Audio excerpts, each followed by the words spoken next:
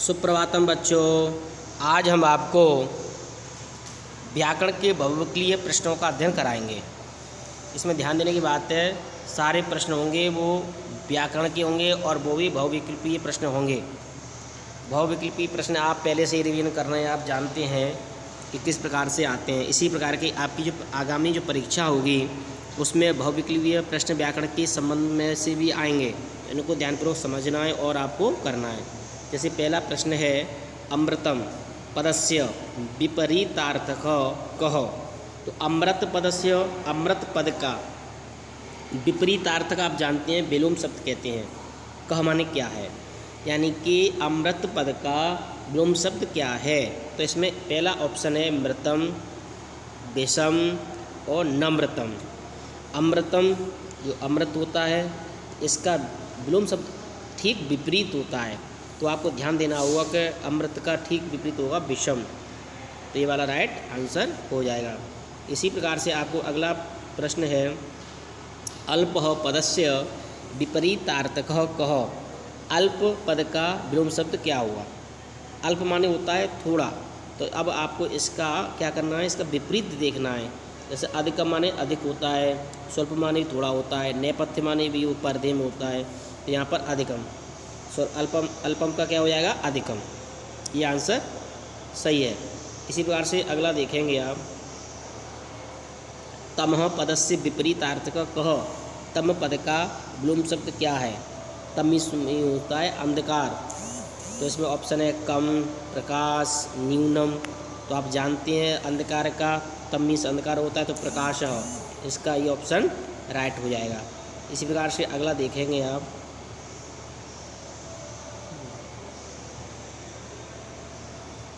चौथा प्रश्न है आपका, गमनम पदस्य विपरीतार्थक कह। गमनम पद का विलोम शब्द क्या है। गमनम माने होता है जाना, तो इसका विलोम विपरीत उल्टा करना है। कमला माने कमल होता है, फूल का नाम है। जलजम माने भी उसका कमल का फूल का वो पर्यायवाची है। कमल का आगमन माने होता है आना, तो ये हो जाएगा आपका आगमनम माने आना और गमन माने जाना। ये विलोम शब्द इसका सही है। इसी प्रकार से अगला देखेंगे, निशा पदस्य विपरीतार्थक कह। निशा कहते हैं रात्रि को, इसका तुरंत विपरीत देना है। तो दिवस माने दिवा होता है, सीमा माने सीमाएँ होती हैं, परत माने चारों ओर होता है, तो दिवस से राइट हो जाएगा आंसर। दिवस माने दिन, रात्रि का दिन हो गया, जैसे निशा का दिवस हो गया। इसी प्रकार से अगला प्रश्न देखेंगे, जो छठवां प्रश्न है हमारा, संस्कृते कति कारकाणि मन्यते। संस्कृत में कितने कारकों को माना है। आप जानते हैं सभी लोग संस्कृत में 7 कारक होते हैं। कर्ता ने कर्म को करने से के द्वारा, संप्रदान के लिए, अपादान से अलग, संबंध काकी के रारे अधिकरण मैपे पर, एक संबोधन होता है वो उसमें ग्रहण नहीं किया जाता। इस प्रकार से 7 कारक माने गए हैं वैसे, लेकिन ये कह रहा है संस्कृत कति कारकाणि मन्यते, संस्कृत में कितने कारकों को माना है। तो यहाँ ऑप्शन है 4, 6 या 7। तो आप जानते हैं कि 6 कारकाणि 6। एक श्लोक भी आया है, कर्ता कर्म च करणम च संप्रदाने मित्यायु कारकाणि 6, यानी कि संस्कृत में कारकों को 6 माना है। इसी प्रकार से आपको यहाँ पर 6 ऑप्शन लगाना होगा। अगला प्रश्न है, स्पर्श व्यंजना कति संति। स्पर्श व्यंजन कितने होते हैं। 12 माने 12, 15 माने 15, पंचविंशति माने 25, यानी कि स्पर्श व्यंजन जो होते हैं वो 25 होते हैं। आप जानते हैं कवर्ग, चवर्ग, टवर्ग, पवर्ग, तवर्ग, ये 5 वर्ग होते हैं, प्रत्येक वर्ग में 5 शब्द होते हैं, तो 25। अगला है देखेंगे 8वां प्रश्न देखेंगे, तो वर्णस्य क स्थानम। त जो वर्ण है इसका क्या स्थान है। हमारे आपको स्थान पढ़ाए थे, तो इसी प्रकार से देखना है, तुल्यास्य वर्णम है, लत्तुसानम दंता। तो लत्तुसानम दंता यानी र, ल, त, थ, द, द, न और ल का दंत स्थान होता है। तो मुखम दिया है, एक दंत दिया है, एक मूर्धा दिया है, तो दंत वाला राइट हो जाएगा। त वर्ण का जो स्थान होता है वो दंत होता है, दांतों से। अगला है, ह वर्ण का स्थान क्या है। अ को है जन कंठ, अ और क वर्ग और ह का स्थान कंठ होता है, तो कंठ वाला हो जाएगा। ये मूर्धा भी दिया हुआ है, उष्ट भी दिया हुआ। ध्यान देने की बात है, आपको ध्यान देना है। अगला प्रश्न है, स्वरा कति वेदा संति। स्वरों के कितने वेद हैं। 3, 4, 2, 3, 4 या 2। स्वरों के कितने वेद हैं। आपको देखना है कि स्वर के 3 वेद होते हैं। सर कितने वेद होते हैं? 3। ह्रस्व दीर्घ प्लुतः। आप देख रहे हैं ह्रस्व दीर्घ प्लुतः 3 वेद होते हैं।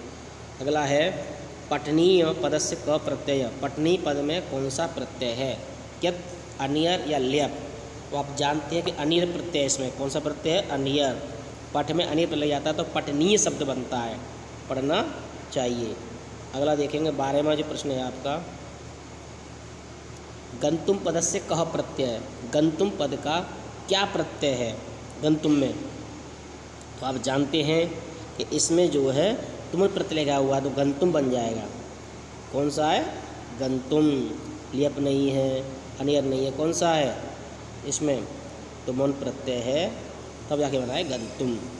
अगला प्रश्न देखेंगे, संपूज्य पद से क प्रत्यय। संपूज्य में कौन सा प्रत्यय लगा हुआ है ये आपको बताना है। संपूज्य में लेप है, कित्ते, अनियर है, तो संपूज्य तो लेप लगा हुआ है, लेप का ल लोप हो जाता है तो संपूज्य बन जाता है। इस प्रकार से अगला प्रश्न है, कीर्तुम पद से क प्रत्यय। कीर्तुम पद का क्या प्रत्यय है? जैसे तुमुन है, कित है, तथा है, लेप है, तो इसमें देखना है आपको। कीर्तुम आपको बताया था जब तुमुन का तुम शेष रह जाता है, ना का लोप हो जाता है तो तुमुन बनता है। इसे कित है, लेप है, ये नहीं होगा, तुमुन हो जाएगा। जैसे शब्द था क्रीड प्लस तुमुन, इसका लोप हो जाता है तो कीर्तुम बन जाता है ना। इसी प्रकार से आपको ये ध्यान देना है कि कौन से में क्या प्रत्यय लग रहा है। अब अगला प्रश्न देखेंगे, इसमें 15वां जो प्रश्न है, अस्मद शब्द से प्रथमा विभक्ति द्विवचन रूपम क। अस्मद शब्द के प्रथमा व्यक्ति द्विवचन का रूप देखना है। तो जानते अहम, आवाम, वयम, माम, आवा, अस्मान। तो आप ये रूप आपको याद होंगे तो निश्चय जल्दी कर लेंगे, नहीं आप रूप याद कर लेना।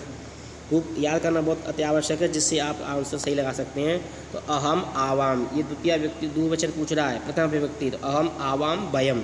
तो जानते अहम होता एक वचन का हो गया ये आवाम द्विवचन का, ये सही है।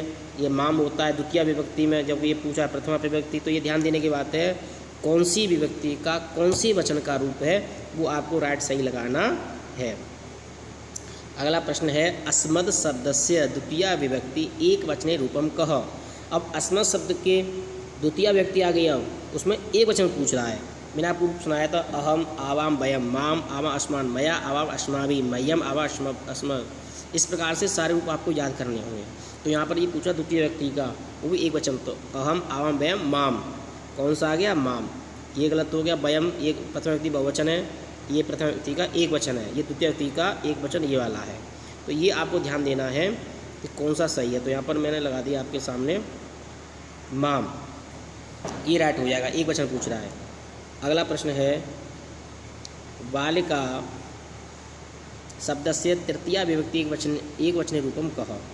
और यहाँ बालिका शब्द का पूछा गया है। बालिका शब्द स्त्रीलिंग में चलता है, आकारांत स्त्रीलिंग का है, तृतीय व्यक्ति पूछ रहा है, वो भी एक वचन पूछ रहा है। ध्यान देने की बालिका, जैसे बालिका, बालके, बालिका, बालिकाम, बालके, बालिका, बालकया, बालकाभ्याम, बालकाभि, ये आएगा। तो तृतीय व्यक्ति का एक वचन पूछ रहा है, तो बालकया, बालकाभ्याम, तो बालकया आ गया ना, ये वाला से हो जाएगा। ये बालिका प्रथम व्यक्ति का एक वचन है, बालिकाम ये जो वो है, बालिका, बालके, बालिका, बालिकाम ये द्वितीय व्यक्ति का एक वचन का रूप है, और ये तृतीय व्यक्ति का एक वचन का रूप है। तो ये राइट हो गया।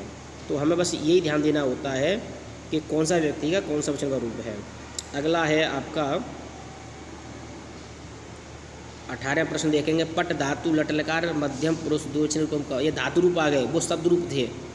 पट धातु में वो भी लट लकार दिखना है, लट लकार वर्तमान काल का होता है, मध्यम पुरुष, और द्विवचन रूप बताना है। तो आप जानते हैं पठती, पठतः, पठन्ति, ये होता है प्रथम पुरुष का रूप, और फिर मध्यम का होता है पठसी, एक वचन हो गया, पठतः ये आपका द्विवचन हो गया, और एक होता है पठथ, ये हो गया बहुवचन का। तो ये पूछ रहा है पट धातु लटकार मतलब द्विवचन का पूछ रहा है। तो द्विवचन कौन सा आया? ये वाला, जहाँ विसर्ग होते हैं। ये ध्यान देने की बात है। पढ़ती, पढ़ते, पठन्ति, पठसी, पढ़ते, पठत। तो इस प्रकार से ये वाला राइट हो गया। अगला प्रश्न है, गम धातु लट लकार प्रथम पुरुष बहुवचने। अब गम धातु के रूप जो होते हैं वो गच्छ में चलते हैं, गच्छति, गच्छते, गच्छन्ति, गच्छसि, गच्छथ, गच्छत, गच्छामि, गच्छाओ, गच्छाम। लेकिन ये प्रथम पुरुष पूछ रहा है बहुवचन में, तो गच्छति हो जाएगा एक वचन में, गच्छति, द्विवचन में हो जाए गच्छतः, देखो, और बहुवचन में हो जाएगा गच्छन्ति। क्या हो जाएगा? गच्छन्ति। ये देखो, इस प्रकार से आपके रूप चल जाएंगे। तो आप इसमें देख लेंगे गच्छन्ति शब्द कहाँ आ रहा है। जहाँ गच्छन्ति शब्द होगा इसका राइट हो जाएगा, है ना, ये हो गया गच्छन्ति। इस प्रकार से अब अगला लास्ट वाला देखेंगे। लास्ट वाला आपका जो है प्रश्न है पट धातु लोट लकार है। अब यहाँ लोट लकार बदल गई, अभी तो लट लकार थी, वर्तमान काल का था, और लोट लकार कहते हैं आज्ञावाचक, है ना। तो यहाँ पर पट धातु लोट लकार प्रथम पुरुष एक वचन रूपम कहो, ये प्रथम पुरुष में पूछ रहा है। पठतु पठताम पठन्तु पट पठतम पठत पठानी पठाओ पठामो, इस पर रूप चलते हैं इसके। तो यहाँ पर क्या है, प्रथम पुरुष एक वचन का पूछ रहा है, तो पठतु पहला ही आ गया। पठतु पठताम पठन्तु, पठ ये मध्यम पुरुष का एक वचन का है, पठानी।